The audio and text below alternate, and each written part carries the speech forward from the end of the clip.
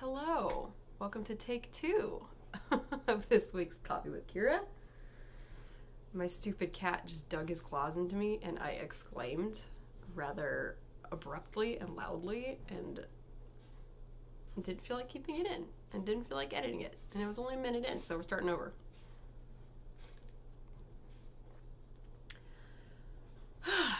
Now he's looking at me all like, what did I do? What did I do, Meowmy? His eyes match my canvas. I haven't gotten much done this week. I was sick most of the week and spent the last couple of days like in a weird recovery state where like kind of had energy to do things, didn't really use that energy as productively as I could have. That's fine. There's time enough in the world. Man, I gotta like check out where that cat got me. He needs his claws trimmed and he was like stretching and he dug into my thigh and it hurts. But so I did manage to finish the knitting on this shawl. I still need to put the rest of the fringe on. These are just all the ends. But I made one of these for my aunt and I loved it so much that I wanted to make myself one. So there it is. Ta-da! And with the fringe, it looks super cool. So yay for that. That's done. That's something I can share. Well, mostly done. I just need the fringe. And then to trim the fringe that's there. So that's exciting. It's super squishy and I used up most of the rest of my fingering weight scraps. These are 4 strands of yarn held together to make a thicker strand of yarn. So that's cool. My use up the scraps journey is almost over. I still have 2 big jars of worsted weight, which is what I knit this out of, the thickness, that's referring to the thickness of the yarn. That I might do some brioche projects with. I might knit myself a brioche sweater. I don't know. What I really need to be working on are our Christmas sweaters, but I just need to pull the trigger and spend the money on the yarn, which I'm not like really super excited to do. So, yeah. What else? Other new things I wanted to share. So I discovered a metaphysical shop here in town. It's called Twin Flames. It's on the other side of town from us. And I found they've got some cool candles. It's also a gift shop. So Chico is building to be able to support a full-on metaphysical shop, but they have fun little like gifty things too. But anyway, I mostly hung out in like the crystal witchy section. So I picked up a little Dolomite bison. Isn't he so cute? And I had not really considered Dolomite before, but I find that it is an extremely relaxing stone to hold and work with. I have never felt quite so like loosey-goosey languid, like my bones turned to mush holding this guy. So that's kind of fun. And Dolomite also is good for helping you manifest and connecting your, what is it, star heart? I'm just learning a little bit about chakras. So there's like star heart and star something. Anyway, mind and body connection is kind of like what Dolomite's about. And then the buffalo symbolizes also that earth and divine grounding and divine transcendence. So it feels very appropriate that it's a Dolomite bison. And then I also got, I'm excited to work with that. I also got this desert rose selenite, which I'd seen these before, but I really liked this one. Looks like a little rosebud.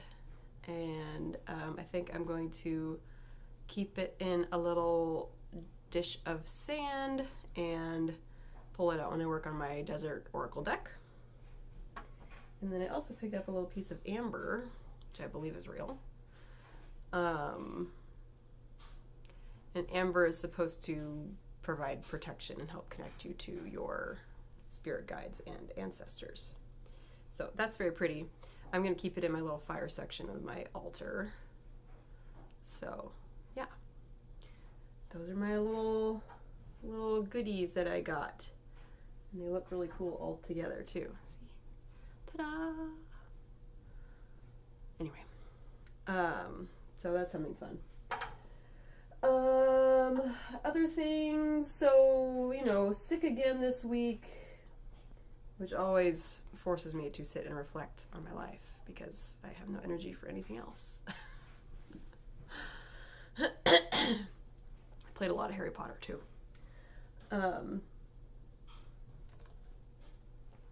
I've been thinking a lot about what I invest my time in, and never enough of it is in actual creation. A lot of it, I find myself in these cycles of like very productive creation mode where I get a ton of stuff done, and I'm always happiest when I'm creating and making things with my hands and painting and, in my little bubble. And then it's when I get too focused on the world of my phone, which is in front of me, recording me right now, so I can't hold it up. The world of social media, and particularly when I focus a lot of efforts on reaching people and trying to make sales through social media, I find I am always discouraged. And it's just because social media is a distraction tool. I use it to distract myself from my life, and I know that almost everyone else does too. If I'm actually being intentional and engaging with content, I'm not doing it on Instagram. So those are just some things that I've been thinking about. I'm not about to delete my Instagram. It has a place. But I have been considering refocusing my efforts, I guess. My energy, putting my energy into other things, and particularly into long form media, where I have a chance to, write an Instagram caption length / longer, like a blog post length worth of my thoughts and ideas, and have them somewhere for people to consume at a slower pace. A lot of this also is stemming from just observing my own screen use around Hazel. We really want to be good examples for him of having appropriate and healthy boundaries around our screens, and yet I am always scrolling on my phone. I'll spend 2 minutes with him and then 5 minutes on scrolling, which I'm not proud of. He's kind of boring. Actually, more and more. He started walking this week. Super exciting. He's getting more and more interesting by the day. More and more personalities coming through. He's able to do more and more. He can understand the questions I ask him, understand what I'm telling him. It's so cool to watch him, his brain working, and he'll smile, or he'll point, or he'll indicate to answer my questions and stuff, and it's all very cool. And I want to be even more present for all of that, and not he's fun to watch too. I'll sit and watch videos of him when he's in taking naps. I'm I could just watch the real thing and then spend my naps making stuff instead of just watching videos that I took and have already seen of my baby. So I just really have been feeling called to be more present and more spending more time in my own world, my own physical world, instead of so much time on the internet.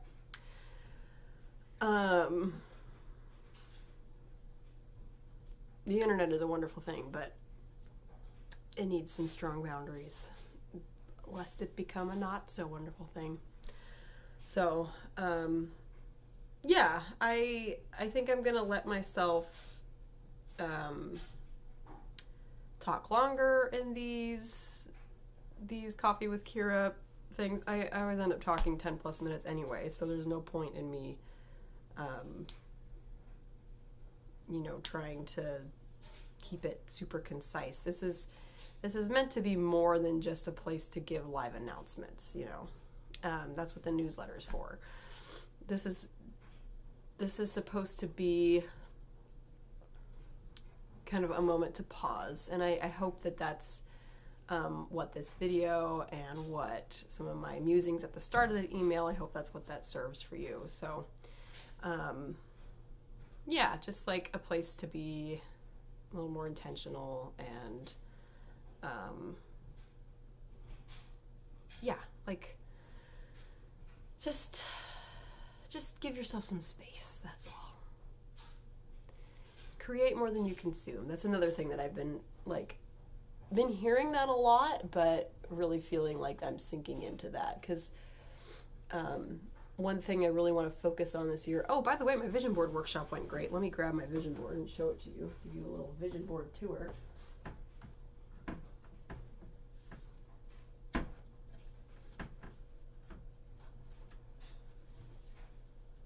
So yeah, the workshop went great. I would really like to do more. I'm also working on, I was hoping to have it out this week, but that will not be happening, and that's okay. I'm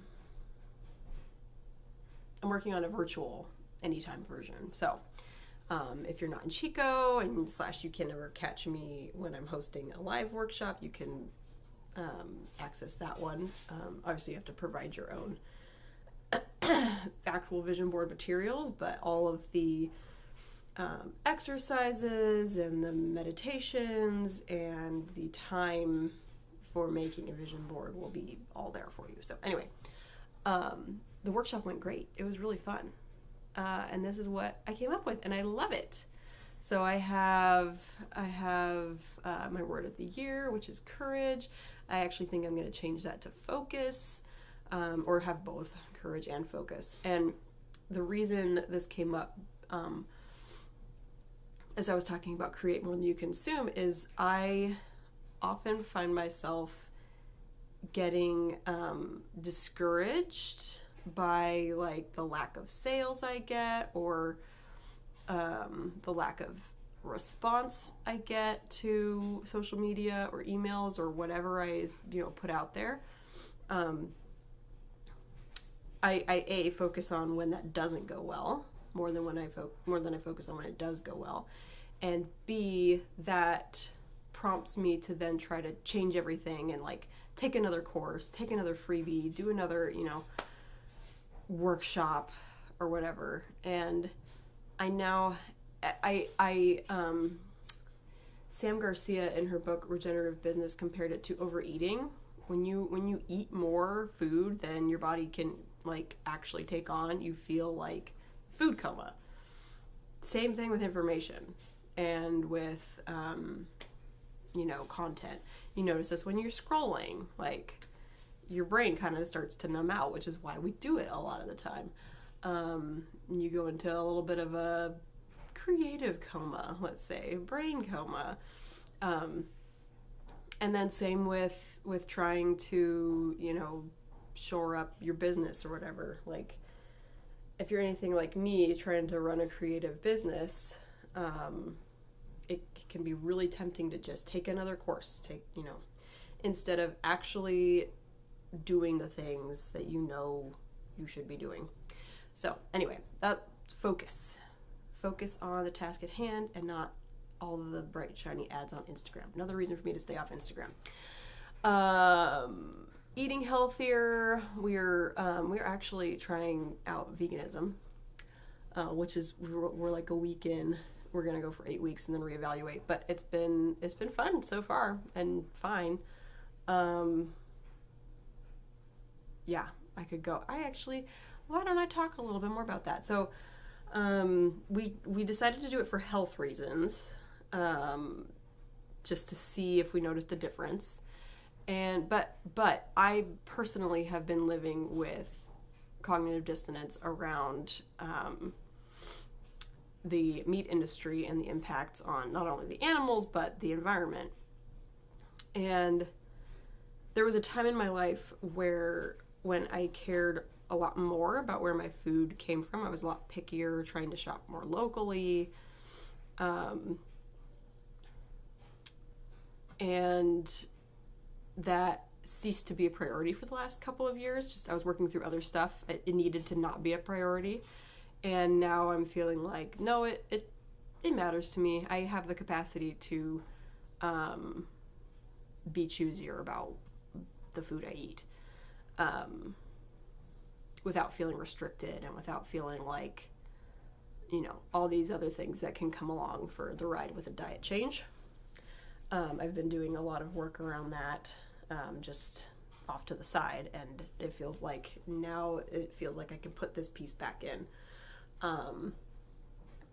And so after 8 weeks, we'll see where we're at. We may not stick to full vegan, but I would like to stay more plant-based and then just be more choosy about where our animal products come from. But it just feels good to live in alignment on that, to put a very woo phrase to it.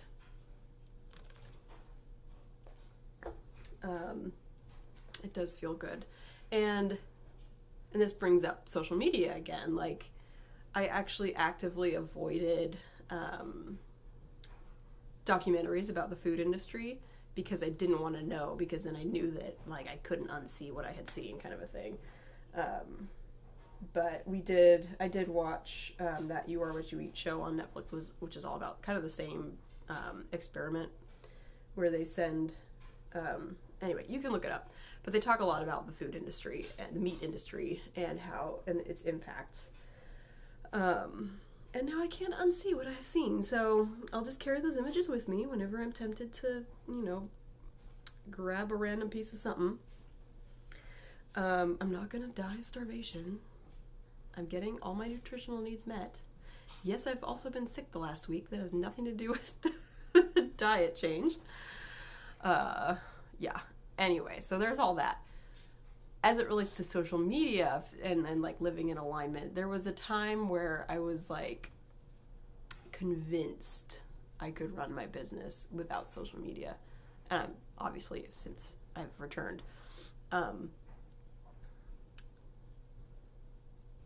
And I have tried to do a full social media like shutdown for myself and fast, but there is a lot of good that happens on social media in some it's just a huge advertising space, but you can find some really cool people and find what you're looking for if you're very intentional about how you use it. Now, that again, like, calls into question, like, can we trust ourselves to actually use social media properly? Not the way it's currently formatted, no. So I'm not really sure where I'm at with that, but that's kind of also been in the back of my mind as far as like, William Blake, get down. That cat, man. As far as, living in alignment with all the things. Anyway, back to my vision board. So I want to foster more female friendships. I want to travel more. I want to deepen my relationship with my husband. I started weight training. I want to be strong. I want to make lots of money. Cabin in the woods would be a dream to own someday. There's little me. I want to make lots of creative messes. And I want to keep developing my spiritual practice. So those are just a couple little highlights from my vision board, which I love. I went in with a kind of a different idea of what I wanted to do, but this feels simpler and more focused. Anyway, now that I've been babbling for exactly 20 minutes, I pretty much touched on everything that like has been on my mind lately. Give you a life update. Hazel's walking. Finished some knitting. Time to reflect. You know, being sick in winter feels, I mean, obviously it is a winter thing, but like in this modern day and age, you know, like seasonally, winter is a really good time to like sit and be quiet and contemplate and reflect and, you know, do all those things. But we don't make time for that. So I'm trying to look at sickness as a gift and as a chance for all those things to happen, you know, before we hit the pedal to the metal of spring and start doing all the things. I have really been trying to ease into this year and not let my fears of time slipping through my fingers, which really is just a perception. Time is moving at the same pace it always has. It has always felt relative and it always will. And there's not much we can do about it. So, which means it's okay to take the time to contemplate and to think about things and to not decide right away. I have a tendency to like make snap decisions and like want to decide and move on and start the thing. But I think it's really good for me to just sit with things, and I should do that more. So, yeah, I wish I had more to share as far as like stuff I've made, but as I've pontificated on plenty in this issue, I did not have the energy to produce much. So, not to say it wasn't a productive week, I just don't have anything physical to show for it. And that's okay. Oh, I will be talking about all the things I have on offer for you, ways you can support me in the email, so I'll just leave that all there. Yeah, I'm excited about this year. I'm excited about what's to come. I have my plans, but I'm also really looking forward to being surprised as well. So, yeah. I hope that you are able to give yourself that space to do more nothing. What feels like nothing. Nothing is ever really happening. Is that the right way to say it? When it feels like nothing is happening, that doesn't mean nothing is happening. You know, I could use all kinds of metaphors to elaborate on that. Seeds in the ground, babies growing, etc., etc. You know all the metaphors. You need space to percolate. It's worth doing. Like, oh, there's also that quote that I've heard multiple times in the last like week, which is if you don't have time to meditate in the morning, or meditate for 20 minutes every day. If you don't have time to meditate for 20 minutes every day, meditate for an hour. We need to take the time. I know it feels impossible sometimes, but you can either let yourself get sick and just struggle bust your way through that, or take the time. Not saying that's a, antidote or immune boost necessarily, but couldn't hurt. And with that, I will let you go, get back to your day. I hope that this was pleasant. I hope you enjoyed the last 25 minutes with me. And I will talk to you more next week. Yeah. All right. Bye.